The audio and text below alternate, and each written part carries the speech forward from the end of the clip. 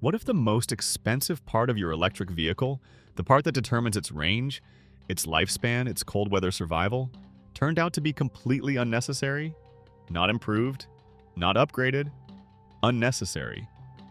China just rolled a production-ready electric vehicle battery off an assembly line with zero lithium, zero cobalt, and zero nickel. Made from a material so abundant, it costs almost nothing. And the number that has Western battery engineers genuinely losing sleep isn't the range figure or even the charging speed. It's one specification buried deep in the technical sheet that rewrites the entire economics of the electric vehicle industry. And I'll get to it. Most people will not hear about this for months. You're hearing it now. And by the end of this video, you will understand exactly why this changes everything. Not just for cars, but for the energy grid, for national security, and for who controls the future of transportation. For the better part of 2 decades, the Western world built its entire clean energy identity on one assumption. Lithium is the answer. Billions of dollars, thousands of patents, entire government industrial strategies staked on a single metal pulled from remote deserts in Chile, Australia, and Argentina. The International Energy Agency projected that by 2030, 85% of the world's lithium refining capacity will be concentrated in just 3 countries. 3. And yet the West kept doubling down, kept subsidizing, kept betting that if you could just optimize the lithium-ion cell hard enough, all the problems would eventually disappear. General Motors committed $35 billion to its EV transition through 2025. Ford poured $50 billion into electrification. Volkswagen announced gigafactories across Europe. And at the center of every single one of those plans, quietly, invisibly, sat the same chemistry, the same metal, the same supply chain vulnerability nobody wanted to talk about publicly, but the problems were hiding in plain sight. Lithium carbonate prices exploded past $70,000 per metric ton at their 2022 peak before crashing back down, and that kind of volatility flows directly into the sticker price of every electric vehicle on the lot. Cold weather performance remains brutal. Park a standard EV at minus 20 degrees Celsius and watch the range collapse right when you need the heater most. And the quiet long-term wallet killer, battery degradation. A lithium-ion pack in your electric vehicle is engineered for roughly 2,000 to 3,000 full charge cycles before it fades significantly. Replacing it? That can cost as much as purchasing a separate used car. The clean energy revolution came with fine print, and the West was too invested to read it. Then something shifted. Back in 2016, sodium-ion battery technology was essentially an industry joke. Every serious electrochemist knew the basic physics. Sodium stores less energy per unit weight than lithium. The math seemed to close the door permanently. The global battery industry wrote sodium off as suitable for low-demand grid applications. Golf carts, backup storage, nothing you would ever put in a real passenger vehicle. CATL, Contemporary Amperex Technology Limited, the Chinese company that already supplies battery packs to Tesla, BMW, and Mercedes-Benz, did not blink. While every major Western competitor pivoted harder into lithium optimization, CATL quietly poured the equivalent of nearly 10 billion renminbi into sodium-ion research and systematically burned through close to 300,000 test cells, chasing a chemistry the rest of the world had abandoned. 300,000 prototypes, not as a moonshot side project. As a strategic bet on a dead idea that nobody else had the patience or the capital to resurrect. In 2021, CATL became the first major global battery manufacturer to commercially launch a sodium-ion product. The industry noticed. And then, in April 2025, at CATL's first ever Super Tech Day, Chief Technology Officer Gao Huan walked onto a stage and unveiled a product called Naxtra, the company's flagship sodium-ion cell engineered specifically for passenger vehicles. Gao Huan said it plainly, sodium-ion is no longer confined to laboratories. When the company that supplies Tesla and BMW makes that statement at a product launch, factories don't wait for a second announcement. They move. But that's not the whole story. Because the specification that is causing genuine alarm inside Western battery development programs isn't the one CATL led with in the press release. Here's the number most analysts glossed over. A standard lithium-ion battery pack, the kind in the electric vehicle sitting in driveways across Europe and North America right now, is rated for approximately 2,000 to 3,000 full charge-discharge cycles before meaningful capacity degradation sets in. That translates to roughly 8 to 12 years of real-world use under typical driving conditions. CATL's Naxtra sodium-ion cell claims a cycle life exceeding 10,000 full cycles. 10,000. That is 3 to 5 times the longevity of the lithium chemistry the entire Western industry just spent a decade building its infrastructure around. A battery that, if those figures survive independent verification, is literally engineered to outlive the car built around it. What they discovered next in safety testing caught even the engineers off guard. The Naxtra cell passed China's stringent new GB 38031-2021 standard, the same standard that subjects battery packs to crushing, drilling, and being sawed open under controlled conditions. The Naxtra produced no smoke, no fire, no thermal runaway, under a saw blade. No lithium. A claimed triple lifespan. Fireproof under physical destruction testing. And here is where the Western response turns from a skepticism into something that looks a great deal more like panic.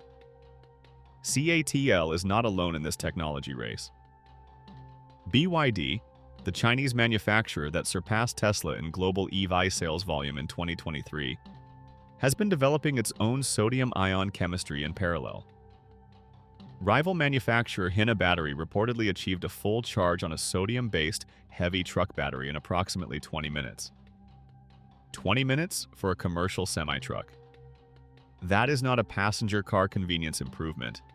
That is a logistics industry disruption.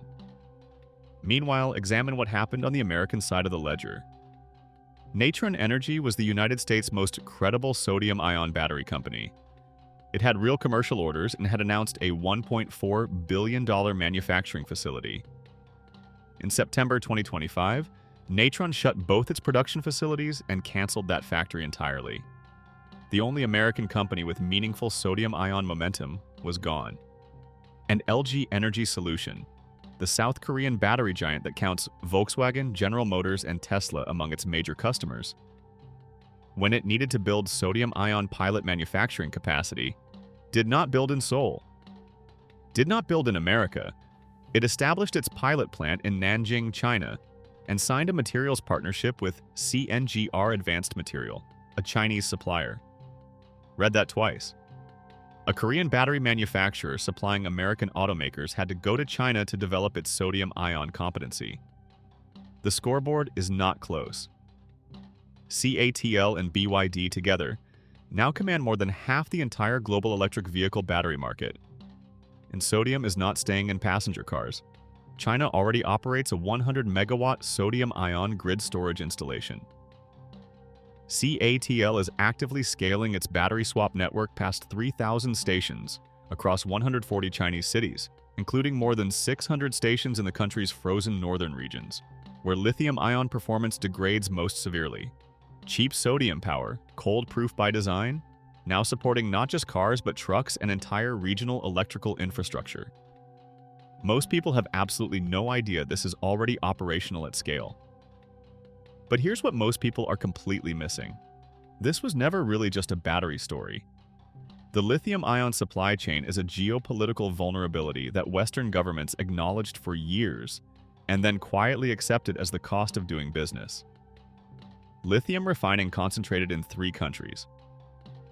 Cobalt heavily dependent on Central African mining operations. Nickel supply lines running through politically complicated territory. Every premium EV sold in California or Germany carries that supply chain embedded invisibly in its chemistry. Sodium-ion removes that entire architecture in one step. Sodium is extracted from salt, one of the most geographically distributed resources on the planet. There is no sodium OPEC. There is no 3-country refining concentration to hold the supply chain hostage. And when you strip lithium, cobalt, and nickel out of the bill of materials simultaneously, the cost trajectory of battery manufacturing looks fundamentally different. The Naxtra cell also addresses the cold performance problem directly. CATL claims the cell retains 90% of usable capacity at minus 40 degrees Celsius, the operational temperature at which a standard lithium pack is essentially compromised. CATL has also stated a range target of approximately 500 kilometers per charge, with some northern climate configurations targeting close to 600 kilometers. Independent laboratory verification of those specific figures has not yet been published as of this reporting. Those remain CATL's own stated projections. But here is the broader forecast independent of CATL's marketing. The global sodium-ion battery market is projected to grow from $1.39 billion in 2025 to nearly $7 billion by 2034. Analysts tracking energy transition technology are not treating sodium-ion as a niche segment. They are tracking it as a parallel front in the global battery race, one that China entered first, scaled fastest, and currently dominates without meaningful Western competition. By 2035, if sodium-ion chemistry captures even 20% of the global EV battery market, the manufacturing advantage currently held by CATL and BYD becomes structurally locked in. The window to compete is not permanently closed, but it is narrowing at a speed most Western policymakers have not publicly acknowledged. Here is what this actually means for you. If CATL's cycle life claims hold up under third-party scrutiny, and 10,000 cycles is an extraordinary number that demands scrutiny, then the economics of owning an electric vehicle flip completely. The battery replacement cost that currently shadows every EV purchase disappears. The range anxiety in winter climates becomes a problem of the previous generation. And the argument that EVs are a compromise, that you're accepting inconvenience in exchange for environmental benefit, loses its foundation. The people who understand this transition now, before it becomes mainstream analysis, will make different decisions about the cars they buy, about the industries they invest in or avoid, about the infrastructure bets that look obvious in retrospect and absurd in the moment. And here is the uncomfortable question sitting at the center of all of it. America's only serious sodium-ion manufacturing company just collapsed. Korea's leading battery supplier is building its sodium competency inside China. Europe is still primarily focused on optimizing lithium. Can the West actually build a competitive sodium-ion industry from this position? Or has the structural gap already grown too wide to close in one technology cycle? Drop your answer in the comments, because the people watching this video have more informed opinions on that question than most of the analysts currently writing about it. China built a battery out of salt, and the rest of the world is scrambling to figure out what that means before the market makes the answer obvious. What started as a $10 billion bet on a dead-end chemistry that nobody else believed in has produced a commercially deployed sodium-ion cell that threatens to make the lithium architecture the entire Western EV industry was built on look like a transitional phase we will barely remember. The future of the car in your driveway may not run on lithium at all. It may run on the same compound sitting in your kitchen right now. If this breakdown gave you a clearer picture of what is actually happening in the global energy race, hit like and share it with someone who still thinks the West has this under control. Subscribe to Unfiltered Discovery, because breakthroughs like this surface here before the mainstream headlines catch up. And the next one we're covering is just as significant. The salt battery is real. The question is whether the response will be.